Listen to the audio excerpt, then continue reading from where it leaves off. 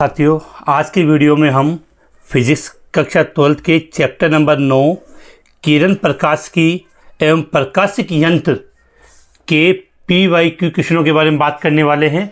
और आज की इस वीडियो में हम देखेंगे कि बोर्ड एग्ज़ाम 2012 से लेकर 2023 तक इस चैप्टर से कौन कौन से क्वेश्चन बोर्ड एग्जाम में पूछे गए हैं। इन क्वेश्चनों के साथ आपको इनका आंसर भी देखने को मिलेगा। तो क्वेश्चन नंबर 1 आपकी स्क्रीन के सामने है। उससे पहले अगर अभी तक आपने चैनल को सब्सक्राइब नहीं किया तो जरूर सब्सक्राइब कर दें, जिससे आने वाले दिनों में आपको आपकी बोर्ड एग्जाम जैसे केमिस्ट्री सब्जेक्ट की एग्जाम होगी उसके काफ़ी महत्वपूर्ण वीडियो मिलने वाले हैं। तो वीडियो को स्टार्ट करते हैं। क्वेश्चन नंबर 1 आपकी स्क्रीन के सामने, राजस्थान बोर्ड 2023। उत्तर लेंस की फोकस दूरी क्या होगी जिसकी क्षमता 2.5 D है। तो राइट आंसर कितना हो जाएगा इसका 40 सेमी। आंसर क्या हो जाएगा डी। अगर थोड़ी स्पीड ले रहे हो कि फटाफट क्वेश्चन काफ़ी है तो जल्दी से जल्दी क्वेश्चन कंप्लीट हो जाए। अगला क्वेश्चन है, एक अवतल दर्पण की वक्रता त्रिज्या 28 सेमी है तो इसकी फोकस दूरी कितनी होती है। आप सभी जानते हो जो फोकस दूरी होती है वो वक्रता त्रिज्या की आधी होती है। तो 28 की आधी कितनी हो जाएगी 14। तो आंसर हो जाएगा -14 सेंटीमीटर।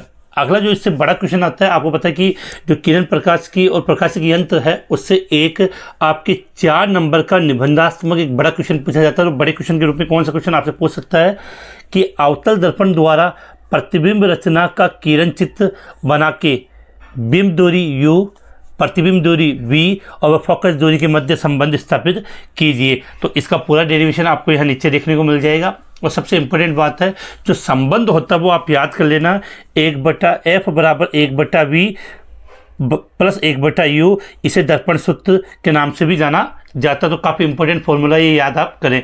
इसके बाद अब चलते हैं हम राजस्थान बोर्ड 2022 में कौन कौन से क्वेश्चन पूछे गए थे। तो पहला क्वेश्चन है कि एक त्रिभुजाकार प्रिज्म के लिए आपतन कोण I, विचलन कोण डेल्टा के बीच ग्राफ बनाइए। तो ये ग्राफ आपको यहाँ बना के समझा दिया गया। अगला क्वेश्चन क्या है इससे कि यदि अवतल दर्पण की फोकस दूरी f, वक्रता त्रिज्या r है तो सिद्ध कीजिए कि वक्रता त्रिज्या फोकस दूरी की क्या होती है।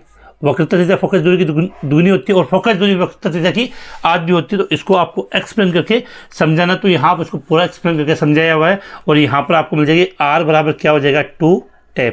इसके पश्चात इस चैप्टर से एक न्यूमेरिकल भी आपको एग्जाम में देखने को मिलता है। तो न्यूमेरिकल कौन सा आया था 2022 में, हम उसकी बात करें। यदि किसी 20 सेमी फोकस दूरी के उत्तर लेंस के संपर्क में 25 सेमी फोकस दूरी का अवतल लेंस रखा गया है तो इस संयोजन से बने संयुक्त लेंस की शक्ति ज्ञात कीजिए। तो जब आप इसकी लेंस की शक्ति ज्ञात करोगे तो आंसर कितना आ जाएगा आपका 1D आ जाएगा। आंसर क्या आ जाएगा 1D। इसके बाद चलते बड़ा 2022 में एक बड़ा क्वेश्चन भी पूछा गया था कि संयुक्त सूक्ष्मदर्शी से क्या तात्पर्य है। संयुक्त सूक्ष्मदर्शी द्वारा प्रतिबिंब बनाने का किरण आरेख बनाइए। इसकी कार्य प्रणाली को संक्षिप्त में वर्णन करके इसके कुल आवर्धन का सूत्र लिखिए। तो काफ़ी बड़ा न्यूमेरिकल है, क्वेश्चन है। इसके अलावा इसी से 8वां में जो क्वेश्चन पूछा गया था वो ये था कि दूरदर्शक से क्या तात्पर्य। दूरदर्शक से क्या तात्पर्य है, अपवर्ती दूरदर्शक द्वारा प्रतिबिंब बनने का किरण आरेख बनाइए और इसकी कार्य प्रणाली का संक्षिप्त में वर्णन करके इसकी आवर्धन क्षमता का सूत्र व्युत्पन्न कीजिए। तो ये क्वेश्चन एक दो बार और भी एग्जाम में रिपीट हो सकता है। इसका आंसर आपकी स्क्रीन के सामने है और वीडियो के लास्ट में बता दिया जाएगा कि इसकी PDF आपको कैसे प्राप्त होगी। इसके अलावा इससे एक मल्टीपल चॉइस क्वेश्चन भी 2022 में पूछा गया था कि यदि सघन माध्यम 1 का विरल माध्यम 2 के सापेक्ष अपवर्तनांक N12 है और इन माध्यमों को के युगल के लिए क्रांतिक कोण IC है तो N12 व IC का सही संबंध है। तो इसका राइट आंसर क्या होगा D, ये आंसर हो जाएगा। इसके बाद राजस्थान बोर्ड 2020 में इससे कौन कौन से क्वेश्चन आए थे उसकी बात कर लेते हैं।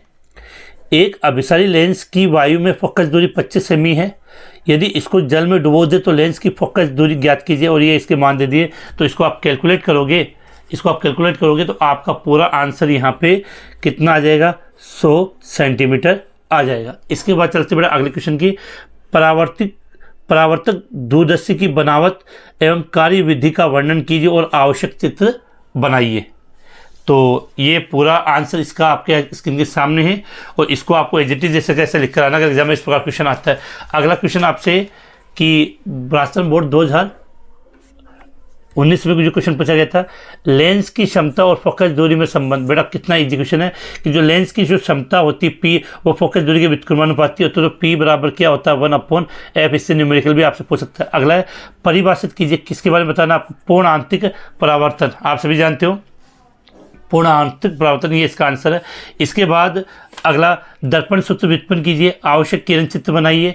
2019 में ये किसी अवतल दर्पण के लिए बिंब दूरी, प्रतिबिंब दूरी और फोकस दूरी के मध्य संबंध स्थापित कीजिए। तो ये क्वेश्चन अभी हमने थोड़ी देर पहले इसको पढ़ा था और मैंने कहा था कि क्वेश्चन रिपीट होने की संभावना एग्जाम में रहती है। इसके बाद राजस्थान बोर्ड 2018 में इस चैप्टर से जो न्यूमेरिकल आया था वो आपके सामने है कि एक बिंब उत्तल लेंस से 20 सेमी दूरी पर रखा है।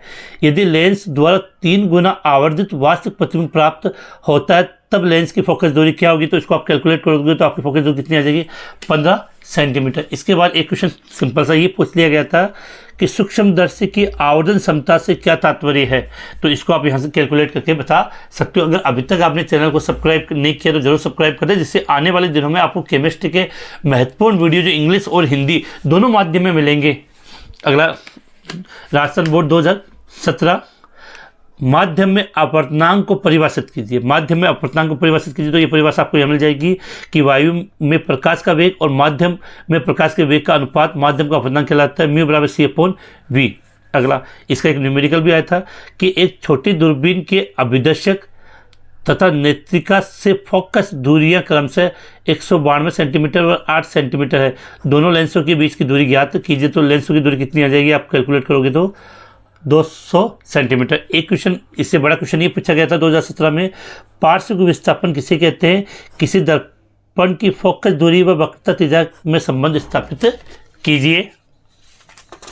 इसके बाद 2016 की बात करते हैं। तो कभी कभार तो काफ़ी इजी क्वेश्चन भी आपको देखने को मिल जाते हैं कि एक अवतल दर्पण की वक्रता त्रिज्या 40 सेंटीमीटर है तो उसकी फोकस दूरी वक्रता त्रिज्या की क्या होती है, आधी होती है, और अवतल दर्पण के लिए माइनस में होती है, तो आंसर क्या हो जाएगा, -20 सेंटीमीटर। इसके बाद अगला क्वेश्चन, अपवर्तित दूरदर्शी की तुलना में परावर्तित दूरदर्शी क्यों श्रेष्ठ, 2 कारण बताइए। तो क्योंकि इसमें प्रतिबिंब अपवर्तित दूरदर्शी की अपेक्षा अधिक चमकीला बनता है और दूरदर्शी में वर्ण विक्षेपण का दोष नहीं होता है। इसके बाद इससे एक न्यूमेरिकल आया था कि एक दूरदर्शी की आवेदन क्षमता 8 है। जब इसे समांतर किरणों के लिए समायोजित करते हैं तो नेत्रिका और अभिदर्शी लेंसों के बीच की दूरी 18 सेमी है। तो फोकस दूरी ज्ञात कीजिए। तो यहाँ पे इसका कैलकुलेट करोगे तो आंसर 16 सेंटीमीटर आ जाएगा। और अगर आपको याद हो तो अभी जस्ट पहले थोड़ी देर पहले हमने सूक्ष्मदर्शी के बारे में पढ़ा था, जो पहले भी एग्जाम में क्वेश्चन आ चुका है। इसके अलावा अवतल दर्पण के लिए बिंब दूरी, प्रतिबिंब दूरी और फोकस दूरी के मध्य संबंध तो हमने ये पढ़ा था कि F बराबर 1/v + 1/u। 10 सेमी फोकस दूरी के लिए अवतल दर्पण की वक्रता त्रिज्या डबल होती है तो कितनी हो जाएगी, -20 सेंटीमीटर। प्रकाश की किरणों को अपवर्तन को समझाइए, तो सब जानते हैं, इसमें कोई परेशानी आपका नहीं है। इसके पश्चात ये एक बड़ा क्वेश्चन इस चैप्टर से पूछा गया था जो आपकी स्क्रीन के सामने है। अब हम आगे चलते हैं। राजस्थान बोर्ड सप्लीमेंट्री एग्जाम 2015 में क्वेश्चन आया था, डायग्राम देखकर आपको यहाँ से न्यूमेरिकल पूछ लिया गया, तो इसका आंसर आपका यहाँ कैलकुलेट हो जाएगा। इसके बाद इसमें दूसरा क्वेश्चन आपसे ये पूछा गया था कि लेंस की शक्ति को परिभाषित कीजिए। संपर्क में रखे 2 पतले लेंसों के संयोजन से प्राप्त संयुक्त लेंस की परिणामी शक्ति का सूत्र व्युत्पन्न कीजिए और किरण चित्र भी बनाइए। आरेख, तो इस चैप्टर में आपको किरण आरेख काफ़ी बार देखने को मिलेंगे। इसके बाद चलते बड़ा 2014 में जो क्वेश्चन पूछे गए थे, तो 2014 में इससे जो क्वेश्चन पूछा गया था वो पहला ही न्यूमेरिकल था कि किसी उभयोतल लेंस की 2 फलकों की वक्रता त्रिज्याएं 10 सेंटीमीटर और 15 सेंटीमीटर है। इनकी फोकस दूरी वायु में क्या होगी, लेंस की कांच का अपवर्तनांक 1.5 है। ठीक है, तो इसको आप कैलकुलेट करोगे तो आपका आंसर 60 सेमी आ जाएगा। प्रकाशिक तंतु क्या है सब जानते हैं, इसके बारे में बताने की जरूरत नहीं है। पतले प्रिज्म के लिए विचलन कोण का मान यहाँ लिख दोगे। पूर्ण आंतरिक परावर्तन जस्ट पहले हमने पढ़ा था, इसकी आवश्यक शर्तें क्या है, उसके बारे में हम बात करेंगे यहाँ पे कि इसकी आवश्यक शर्तें लिखिए और क्रांतिक कोण व अपवर्तन कोण के मध्य संबंध लिखिए। इसके बाद हम बात करते हैं राजस्थान बोर्ड 2013 में पूर्ण आंतरिक परावर्तन रिपीट हो चुका है और यहाँ पर ये मिलान वाला क्वेश्चन है जो पहले आता था, आजकल नहीं आता, लेकिन अभी बोर्ड एग्जाम में आ सकता है, कोई गारंटी नहीं है। और एक क्वेश्चन ये पूछ लिया गया था कि अवतल दर्पण के लिए दर्पण समीकरण लिखिए।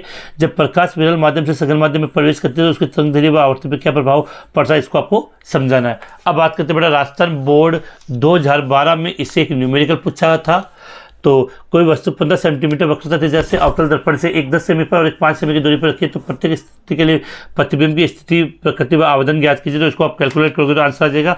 और एक ये दूरदर्शक वाला जो हमने अभी जस्ट पहले इसको पढ़ लिया था, ये क्वेश्चन आपके बोर्ड एग्जाम में पूछा गया। तो ये क्वेश्चन है, आपको इसकी PDF है, आपको MK बूस्ट का जो टेलीग्राम चैनल है 11th और 12th का, उस पर डाल दी जाएगी, वहाँ से आप इसको देख सकते हो। क्योंकि ये देखा गया है कि जो बोर्ड एग्जाम में जो PY क्वेश्चन होते हैं, PY क्वेश्चन होते हैं, इनसे 50 से 60% क्वेश्चन आपको रिपीट देखने को मिल जाते हैं। अगर आपने 2012 से लेकर 2023 तक ये सब क्वेश्चन अगर आपने अच्छे से याद कर लिए तो काफ़ी क्वेश्चन इनमें से आपको रिपीट देखने को मिलेंगे। इसके साथ मैंने ये लगभग आपको 5 चैप्टर के PY क्वेश्चन करवा दिए हैं। अब नेक्स्ट पॉसिबिलिटी नहीं हो पाएगी, क्योंकि काफ़ी एक चैप्टर के PY क्वेश्चन बनाने के लिए काफ़ी मेहनत करनी पड़ती है। इसी के साथ हम इस वीडियो को यहीं समाप्त करते हैं। जय हिंद, जय भारत।